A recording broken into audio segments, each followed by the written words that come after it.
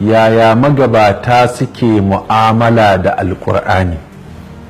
Sai ce kamar yadda kuke mu'amala da wayoyinku yau, yadda muke mu'amala da wayanmu haka magabata suke mu'amala da Qur'ani.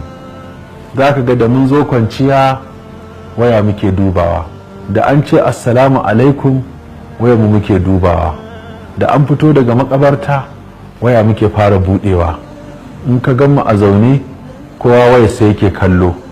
To da za a ce haka za mu yi wa alkur'ani, da mun farka mu fara duba alkur'ani, in mun zo kwanciya mu fara duba alkur'ani, duk rayuwarmu ta zama alkur'ani muke duba a mafi yawan hali, ai da mun amfana da yawa.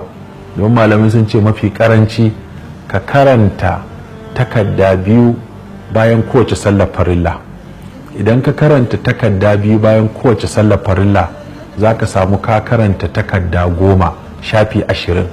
in za ka karanta takarda 10 kullum shafi 20 a duk wata za ka sauke alkur'ani, wanda ku zai sauke ƙur'ani duk wata ai yayi kusa da alkur'anin zai dinga samun lada, domin akwai wasu manyan darajoji guda 4 da ba a samun su sai inda ake karatun alkur'ani.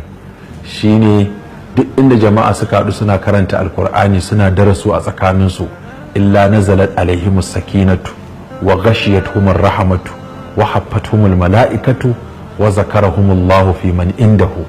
Duk mutanen da suka haɗu suna karanta alkur'ani, na farko nutsuwa ta sauka a gare su, mala'iku za su kewaye su, rahaman Allah za ta sauka a kansu, sannan Allah zai ambace su.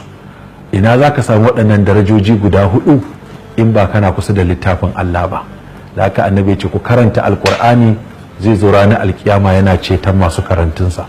Allah ya samu cikin masu karanta qur'ani, kuma ya ba mu aiki da shi, kuma ya samu cikin cetonsa ranar alkiyama. Wassalamu.